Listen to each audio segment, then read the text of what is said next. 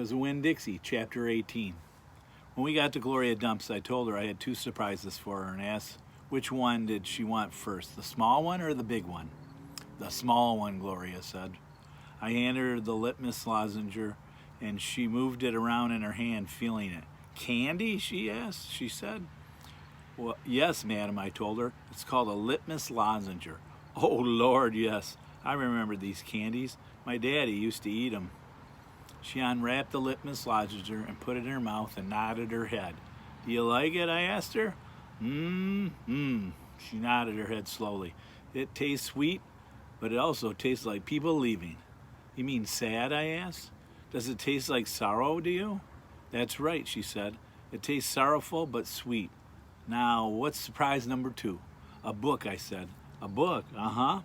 I'm going to read it out loud to you. It's called Gone with the Wind.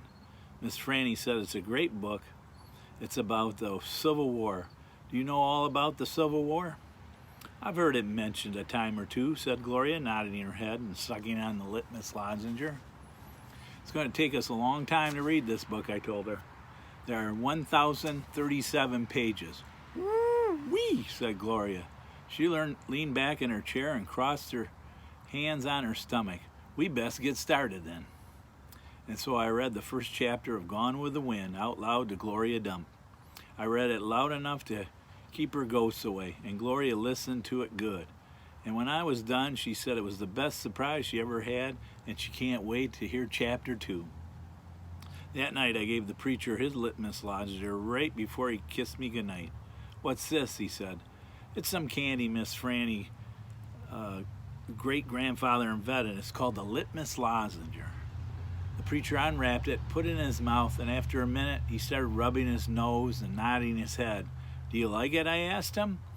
It has a peculiar flavor. Root beer, I said. Something else. Strawberry? That too, but there's still something else. It's odd. I could see the preacher getting further and further away. He was hunched up, his hunched up shoulders and lowering his jaw and getting ready to pull his head inside his shell. It almost tastes a little melancholy, he said. Melancholy? What's that? Sad, said the preacher. He rubbed his nose some more. Makes me think of your mother. Winn-Dixie sniffed at the candy wrapper in the preacher's hand. It tastes sad, he said, and sighed. Must be a bad batch. No, I told him. I sat up in bed. That's the way it's supposed to taste. Litmus came back from the war and his whole family was dead. His daddy died fighting, and his mama and his sisters died from a disease, and the Yankees burned their house down. And Litmus was sad and very sad. What he wanted more than anything in the whole world was something sweet.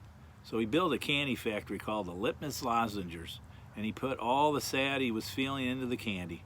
My goodness, said the preacher. Winn-Dixie snuffed the candy wrapper out of the preacher's hand and started chewing on it.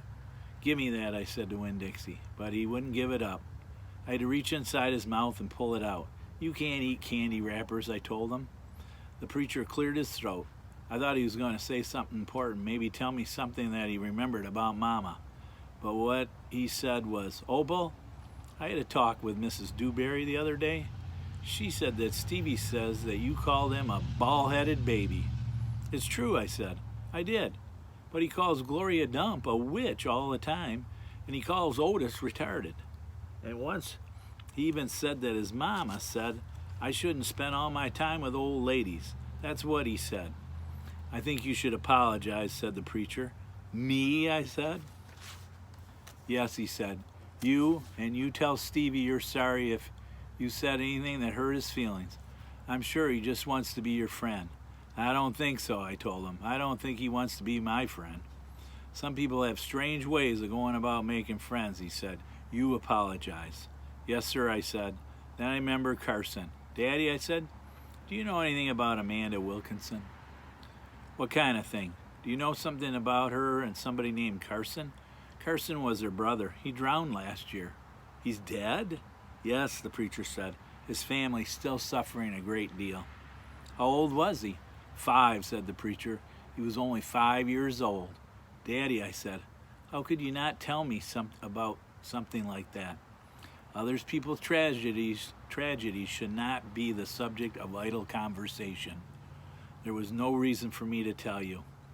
It's just that I needed to know, I said, because it helps explain Amanda. No wonder she's so pinch-faced. What's that? Said the preacher. Nothing, I said. Good night, Indian Opal, the preacher said. He leaned over and kissed me. I smelled the root beer and the strawberry and the sadness all mixed together on his breath. He patted Winn-Dixie on the head, got up and turned off the light, and closed the door. I didn't go to sleep right away. I laid there and thought how life was like a litmus lozenge, how the sweet and the sad were all mixed up together, and how hard it was to separate them out. It was confusing. Daddy, I shouted. After a minute, he opened the door and raised his eyebrows at me. What was that word you said? The word that meant sad? Melancholy, he said. Melancholy, I repeated. I liked the way it sounded, like there was music hidden somewhere inside it. Good night now, the preacher said. Good night, I told him back. I got up out of bed and unwrapped a litmus lozenge, sucked on it hard, and thought about my mama leaving. That was a melancholy feeling. And then I thought about Amanda and Carson, and that made me feel melancholy too.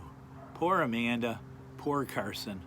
He was the same age as Sweetie Pie, but he would never get to have his 6th birthday. And that's the end of chapter 19.